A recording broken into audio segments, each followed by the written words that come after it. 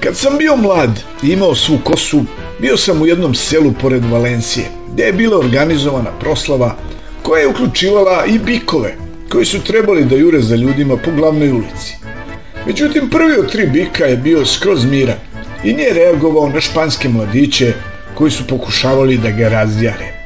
Jedini koga su uspeli da razjare je bio matori Španac na tribini pored mene, koji je besneo na mlade generacije i tvrdio da samo da je on malo mlađi, da bi bik sad bio tu pred nama i da bi mu šikljala vatra iz ušiju. Bilo mi je neobično što taj stari čovek ne brine za bezbednost mladića. Mnogo više se brinuo da fešta bude uspešna i za pamćenje. Da svi turisti koji su tu došli dožive spektakl u španskoj režiji, a ne da slučajno pomisle kako španski mladići nisu dovoljno hrabri. Možda je to bio samo običan deda, poput miliona drugih deda, nezadovoljnih svim i svačim, kakvih ima svuda. A možda je to bila ta iskra španskog mentaliteta, hrabrosti, neustrašivosti i strasti, koja je bila potrebna da bi se neko ukrcao na brod koji plovi ka pučini i koji nema pojma šta ga čeka napred, niti gde će mu biti sledeća luka. Odlazak u nepoznato sa ciljem da se Španiji obezbedi slava i bogatstvo je bio poduhvat koji su Španci tako često preduzimali. Istorija Španije je duga i slavna i pomalo krvava, kao kod svake imperije. Federico Lorca je napisao: u Španiji su mrtvi življi nego mrtvi u bilo kojoj drugoj zemlji na svetu. Svakako ih je bilo mnogo u španskoj ratobornoj istoriji. Rođena na kraju rekonkviste sa unijom Kastilje i Aragona, Španija je preživjela razorne ratove i vekove političkih previranja, kao i zlatna doba i verske pokrete.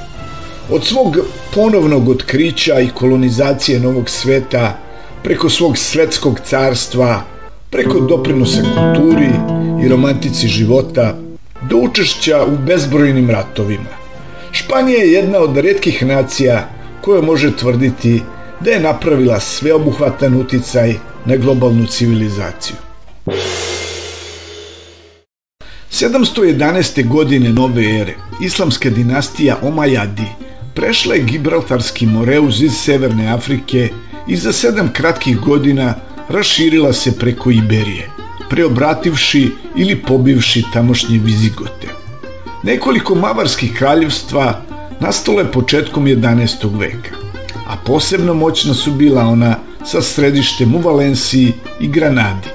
Ali Mavri su bili čudna gomila, a ratovanje među njima nije bilo neobično. Na njihovu nesreću, ova borba je omogućila nekim od preostalih hrišćanskih kraljevstava na severu da prošire svoje granice i dođu na ideju o oslobađanju Iberije od muslimanskog jarma. I tako je započela rekonkista, nekoliko stotina godina krvoprolića tokom kojih su hrišćanska kraljevstva Leon, Navara, Aragon, Kastilja i sa njima i Portugal vodila krstaški rat da proteraju muslimane, podstaknuti papstvom i dobrim katolicima iz celog sveta. Godine 1469. pojavila se sudbonosna unija dva kraljevstva, Kastilja Leon i Aragona, koju je omogućio brak Izabele I i Ferdinanda II. Dvoje monarha predvodili su koncentrisani napad na posljednje islamsko uporište, Granadu, i 1492. godine konačno okončali 781-godišnje prisustvo muslimana u Iberiji. A da bi osigurali da novo kraljevstvo Španije ostane hrišćansko, na nagovor pape, Ferdinand i Izabela su osnovali tribunal Svete kancelarije inkvizicije.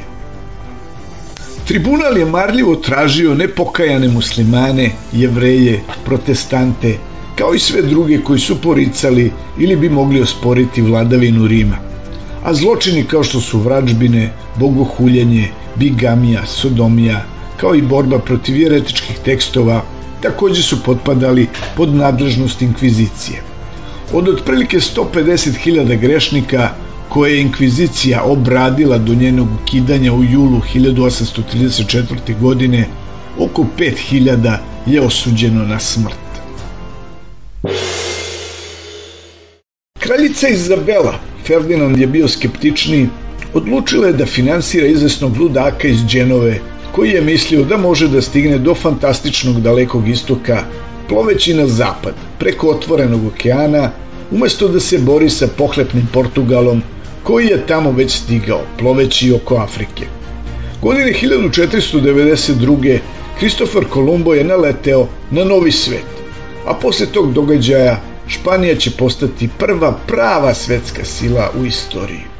Kolumba su pratili avanturisti svih vrsta, uključujući konkvistadore poput Corteza i Pizara, koji su bili zainteresovani samo za brzu lovu, ali i misionari i kolonisti sa dugoročnim planovima.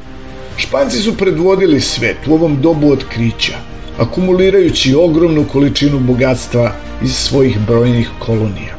Na svom vrhuncu Špansko carstvo je brojalo posede širom poznatog sveta, od velikih delova Severne i Južne Amerike i malih delova Evrope do raznih gradova i teritorija u Severnoj Africi i Jugoistočnoj Aziji. Rečeno je, i to s pravom, da je sunce uvek sijalo negde u Španskom carstvu. Novi španski posedi ne samo da su obezbedili plemenite metale, začine i poljoprivredno izobilje, već su doneli i novo znanje i kulturu u Evropi. Ovo špansko zlatno doba značilo je i intelektualnu i duhovnu reformu, počevši od uspona humanizma i osnivanja škole u Salamanci. Ali Španija je potrošila mnogo blaga i krvi da zadrži svoje carstvo na okupu, možda i više nego što je ono vredelo na duge staze. Sa velikom moći dolaze i veliki tereti, barem ako ne želite da raznorazni pirati i engleski lopovi vrše prepade duž obalnih poseda carstva. Ne obraćajući dovoljnu pažnju na rastuće britanske i osmanske pretnje, Španija je često, gotovo rutinski, bila u ratu i sa Francuskom. Verski nemiri i ratovi potresali su katoličko carstvo, dok ga je protestantska reformacija uvukla u sve veći broj vojnih angažmana širom Evrope. Habsburški monarsi su se suočili sa pobunama u takvim necivilizovanim mestima kao što su Meksiko i Holandija, kao i na mnogim drugim lokacijama. Ono što nemiri i verski fanatizam nisu dotakli, dotakla je kuga, a 1650-ih celo carstvo je bilo uzdrmano velikom seviljskom kugom. Od tog trenutka pa nadalje moć i uticaj Španije su postepeno opadali, a zatim i ne tako postepeno. Španija je čak počela da gubi svoje evropske posede. Prvenstveno se to odnosi na odvajanje Portugala i Holandije, a zatim je pretrpela vojne neuspehe tokom veoma destruktivnog 30-godišnjeg rata. Ratovi i još više ratova pretili su i desetkovali nekada ponosno carstvo u naredna 2 veka. Ugovor iz Utrehta 1713. dao je Velikoj Britaniji Gibraltar, anahronizam koji traje do dana današnjeg. Krajem 18. veka Napoleon Bonaparte je prevarom napao zemlju, tvrdeći da je na putu za Portugal. Nacionalistička pobuna za svrgavanje njegove francuske okupacione vlade dovela je do Španskog rata za nezavisnost. Uprkos njihovoj konačnoj pobedi nad Francuzima, uglavnom zbog Napoleonove katastrofalne ruske kampanje, zemlja je bila bačena u politička previranja. Španija se ubrzo našla na suprotnoj strani slobode, zbog višestrukih pokreta za nezavisnost u sopstvenim stranim kolonijama. Špansku Ameriku su zahvatili ratovi za oslobođenje od 1808. do 1833. godine, mada je pomalo ironično da je većina novih nacija završila pod diktaturama i vojnim huntama. Krajem 19. veka Sjedinjene Američke Države su odlučile da otkinu nekoliko komada od poljuljanog Španskog carstva za sebe, što je bio povod za Špansko-američki rat. Bivše španske kolonije Porto Riko, Filipini i Guam postale su vlasništvo Sjedinjenih Država, a Španija se odrekla bilo kakvog prava na suverenitet nad Kubom. Bio je to definitivni kraj Španskog carstva. Sa izborima u aprilu 1931. postalo je očigledno da postoji duboki jaz između monarhističke i republikanske stranke. Druga Španska republika je dala ženama pravo glasa i pristala na baskijske želje za većom autonomijom, ali nije rešila ekonomske i socijalne nedaće i zato je trajala samo 5 godina. Rastuća plima krvoprolića i nasilja konačno je rezultirala vojnim udarom i ogorčenim trogodišnjim građanskim ratom protiv Demokratske levičarske republike. Bio je to sukob koji je razorio zemlju, izazvao oko 500.000 žrtava, uključio i sukobljene evropske sile i završio sa fašizmom pod maskom generala Franciska Franka, koji je postao zakon u zemlji za narednih 36 godina. Frankova smrt 1975. dovela je do restauracije ustavne monarhije u liku Juana Carlosa I. Uz pažljivo izabrani krug savjetnika i uz podršku naroda, mladi kralj se pokazao kao razuman agent za promene. Kao rezultat toga, španska skupština Cortes je usvojio novi, uglavnom demokratski ustav, ratifikovan narodnim glasanjem u decembru 1978. Španija je postala članica NATO 1982. a članica Evropske unije 1986. Danas je Španija moderna, demokratska i prosperitetna zemlja, a zahvaljujući tome Španci su uspeli da se vrate dugim popodnevnim siestama i sanjarenju o prošloj slavi i tome da svoje bogato kulturno nasleđe slave na svojim svetski poznatim festivalima i praznicima. Španija je država koja se nalazi u jugozapadnoj Evropi i zauzima oko 82% Pirinejskog poluostrva. Također uključuje malu enklavu unutar Francuske pod nazivom Livija, kao i Balearska ostrva u Mediteranu, Kanarska ostrva u Atlantskom okeanu i 5 suverenih mesta na obali Severne Afrike. Španija je 4. po veličini država na evropskom kontinentu, iza Rusije, Ukrajine i Francuske. Većinu granica Španije čini voda, Sredozemno more i Atlantski okean. Dakle, da citiram majstora Jodu, mnoge plaže u Španiji naći ćete. Veći deo španskog poluostrva se sastoji od Meseta Centrala, visoravni okružene i raščlanjene planinskim vencima. Nedostatak vode predstavlja najveću pretnju i predstavlja značajan problem u mnogim regionima širom Španije, a klimatske promene mogu dodatno pogoršati problem. Postanem žedan samo razmišljajući o tome. Najmnogoljudniji gradovi u Španiji su Madrid, Barcelona, Valencija i Sevilja. Stanovništvo Španije premašilo je 48 miliona stanovnika po prvi put u istoriji 2023. godine. Od 2002. do 2008. godine špansko stanovništvo je poraslo za 8%, od čega je čak 7% pripisano prilivu stranaca. Sa izuzetkom glavnog grada Madrida, najgušće naseljena područja leže oko obale. U nekim slučajevima neki od teritorijalnih identiteta mogu biti u sukobu sa dominantnom španskom kulturom. Različiti tradicionalni identiteti unutar Španije uključuju Baske, Katalonce, Galicijance, Andalužane i Valencijance. Oko 88% stanovništva španski smatra svojim maternjim jezikom, a oko 9% smatra katalonskim maternjim jezikom. Španski je globalni jezik sa oko 500 miliona izvornih govornika.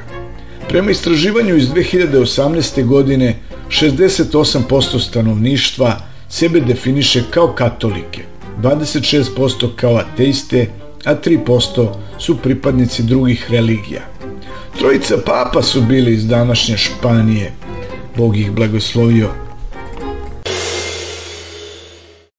Ukupan bruto domaći proizvod Španije prema podacima Svetske banke za 2023. godinu iznosi 1580 milijardi dolara, što Španiju svrstava na 15. mesto u svetu. GDP po glavi stanovnika iz istog izvora je oko 29.700 dolara, što Španiju čini 32. najbogatijom zemljom na svetu po tom parametru. Neke glavne oblasti privredne delatnosti su automobilska industrija, medicinska tehnologija, hemikalije, brodogradnja, turizam i tekstilna industrija. Španija je drugi najveći strani investitor u Latinskoj Americi, posle Sjedinjenih Država. Najpoznatija španska kompanija je Inditex, najveća grupa za brzu modu na svetu, koja posluje sa preko 7200 prodavnica na 93 tržišta širom sveta. Vodeći brend kompanije je Zara, ali posjeduje i niz drugih brendova kao što su Bershka, Massimo Dutti, Oysho, Pull&Bear, Stradivarius i tako dalje. To je ono što je Španija učinila za sve nas koji želimo da izgledamo moderno i sa stilom, a da ne trošimo previše novca. Luka u Valenciji u Španiji je najprometnija morska luka na Mediteranu. Sa skoro 84 miliona posetilaca, Španija je postala druga najposećenija zemlja na svetu, pretekavši SAD i ne mnogo iza Francuske. Turizam je dostigao skoro 5% GDP-a zemlje i obezbeđuje zaposlenje za oko 2 miliona ljudi. Španija je daleko najveći proizvođač maslinovog ulja na svetu sa 50% ukupne svetske proizvodnje, a od 2013. godine je postala i vodeći svetski proizvođač vina. Legenda kaže da su glavni uvoznici španskog maslinovog ulja i vina Italija i Francuska, koje kupuju na veliko španske proizvode koji se zatim flaširaju i prodaju pod italijanskim ili francuskim etiketama. Žabarska posla. Prvi moderni roman i jedan od vrhunaca književnosti, delo Don Quixote de la Mancha, napisao je Miguel de Cervantes. Svi znamo za tog tipa koji pokušava da se bori protiv vetrenjača. Španija ima više od 1600 izuzetno raznovrsnih muzeja. U njima se nalaze neke od najvažnijih kolekcija na svetu i dom su nekih izuzetnih dela i pravih remek dela, uključujući dela umetnika poput Velasqueza, Goje, Dalija, Miroa ili Picassa. Drugi poznati umetnici su pesnik Federico Garcia Lorca, reditelj Luis Buñuel, flamenko gitarista Paco de Lucia, reditelj Pedro Almodovar, ali i mnogi drugi. Tu su i hollywoodske zvezde poput Antonija Banderasa, Javiera Bardema i Penelope Cruz. Posle Italije, Kine i Nemačke, Španija ima najviše mesta UNESCO svetske baštine. 49 UNESCO-vih mesta svetske baštine uključuju dela Antonija Gaudija, čuveni utvrđeni stari grad na Ibici i nedovršenu gotičku crkvu Sagrada Familia u Barseloni. Godine 1982.